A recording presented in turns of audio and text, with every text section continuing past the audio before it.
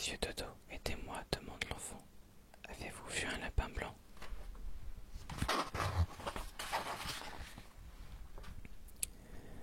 Un peu plus loin, Alice est entraînée avec d'autres personnages étranges dans une danse saugrenue.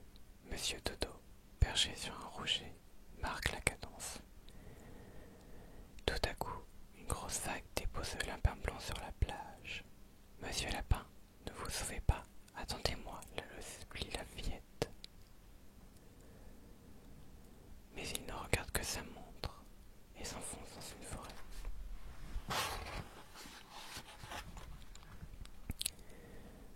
Sans plus attendre, Alice décide de lui courir après. En chemin, elle rencontre deux drôles de bonhommes. Je m'appelle Diddley Chantelin et moi, Diddley Dum, continue son jumeau. Pourquoi cherches-tu le lapin blanc? Demande-t-il en chœur. Je suis curieuse de savoir où il va, répond-elle. Les huîtres aussi étaient curieuses. D'ailleurs, écoute l'histoire du morse et du charpentier, poursuivent les deux frères. Le premier était intelligent et ne voulait pas partager sa fortune. Un jour, ils découvrirent un pan d'huîtres et décidèrent de s'en régaler. Mes chers amis, tellement jolis, vous êtes à croquer, les flatte le morse. Nous vous invitons pour un goûter. Mes petits, n'y allez surtout pas, avertit leur mère. Mais les huîtres ne l'écoutèrent pas et suivirent le morse.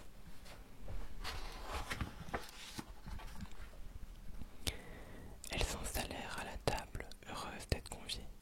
Apporte du pain et du citron, ordonne le morse à son compagnon. C'est l'heure du festin. Le charpentier se précipita vers la cuisine. Alors, le morse s'ajeta dans les huîtres et les avala d'un trait.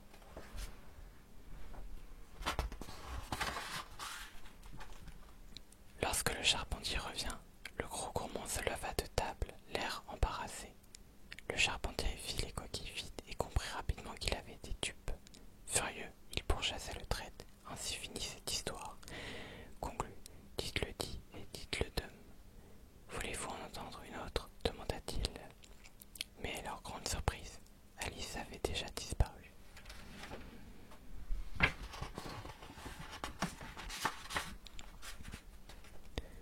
Après avoir traversé la forêt, Alice parvint dans une clairière.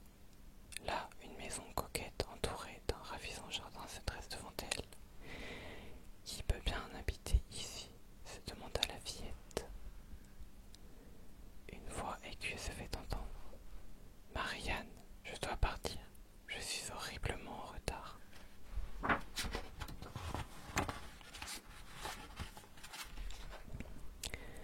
Le lapin blanc surgit sur le seuil de la maison. Marianne, allons, dépêchez-vous, ordonna-t-il à la jeune fille. Allez chercher mes gants. Monsieur Lapin, s'exclame-t-elle, voilà des heures que j'essaie de vous. Mais il n'écoute pas. Alice entend la maison et obéit. En fouillant, Alice découvre quelques biscuits. Mangez-moi, déchiffre-t-elle sur l'un d'entre eux. Avec plaisir, commanda-t-elle, la bouche déjà pleine. Aussitôt elle grandit tellement que ses bras et ses jambes sortent par les portes et les fenêtres. Oh non, j'en ai assez, soupire Alice. Elle ne peut plus bouger.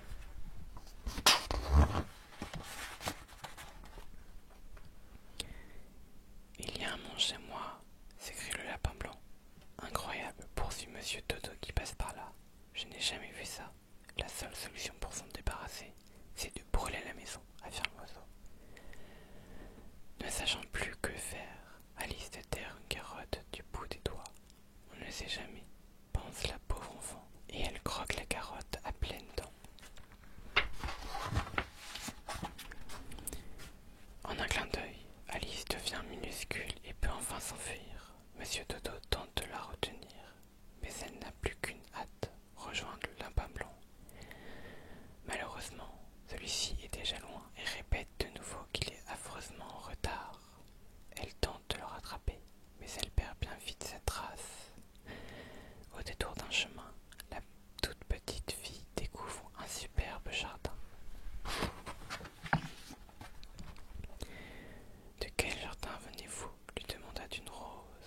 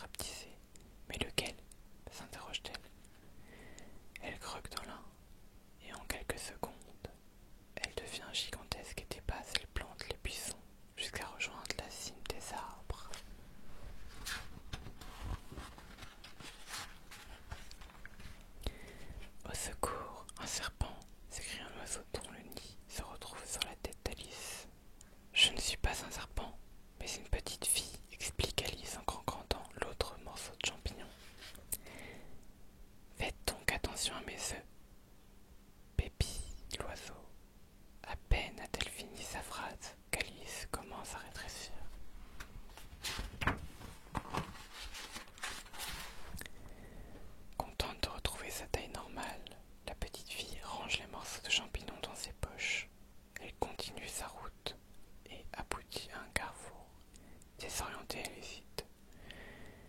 Quelle direction prendre pour rejoindre le lapin blanc?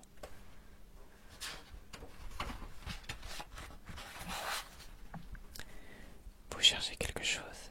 Miaula un chat au pelage rayé. Je suis le chat de Chester. Je n'ai pas toute ma tête, affirme-t-il en montrant ses dents qui brillaient à la lueur de la lune. Alice lui demande conseil, mais le chat ne fait que l'embrouiller en lui parlant par énigme.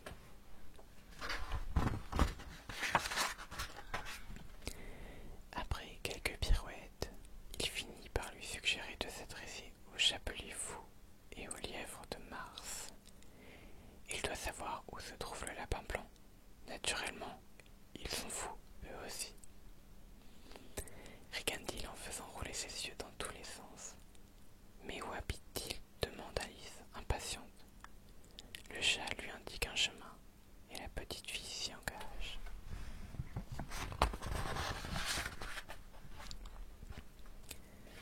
Bientôt, Alice découvrit un spectacle extravagant. Ça alors, s'écrie-t-elle, je n'ai jamais vu ça. Sur une longue table, des théières et des tasses dansent au rythme du chant de deux personnages surprenants. Alice, amusée, se joint à eux et accepte une tasse de thé. Elle demande à ses hôtes ce qu'ils célèbrent.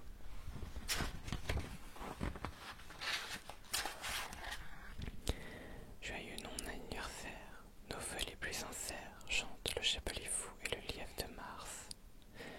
Voyant qu'Alice ne comprend pas, ils ajoutent: vous avez un anniversaire par an, et les 364 autres jours des non-anniversaires. C'est donc aussi le mien, se réjouit Alice, que les deux complices s'empressent de féliciter.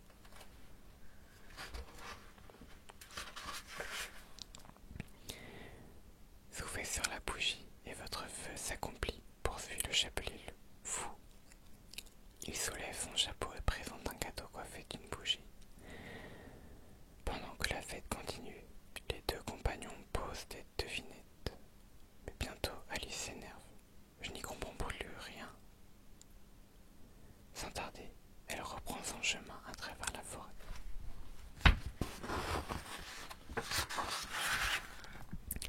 Alice en a assez. Elle aimerait tant rentrer chez elle. Après tout, qu'il a eu, il fait ce lapin blanc, déclare-t-elle. Au même moment, elle croise un drôle de chien, muni de brosse à la place de la tête et de la queue. Il efface le chemin. Oh, mon Dieu, je n'arriverai jamais à sortir d'ici, se lamente Alice en s'asseyant sur un rocher.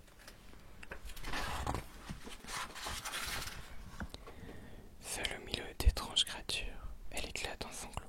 Je suis perdue. Me voilà punie d'avoir été trop curieuse. Ma sœur avait raison. Je ne suis pas raisonnable. Je fais toujours le contraire de ce qu'il faut. Tout à coup, elle reconnaît une douce mélodie. Monsieur le chat, est-ce vous?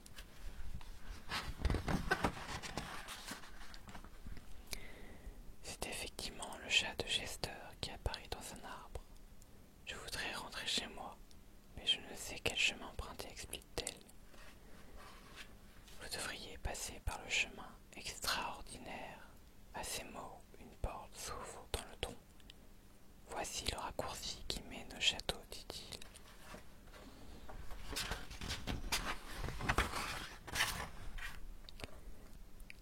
Alice s'aventure alors dans un labyrinthe. À sa grande surprise, elle croise ces jardiniers peu ordinaires. Ce sont des cartes à jouer.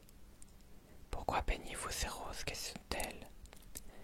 Mes amis ont planté des rosiers blancs par erreur. Or, la reine les aime rouges. Si elle s'en aperçoit, elle nous tranchera le cou, gémit l'un d'eux. Soudain, des trompettes sonnent.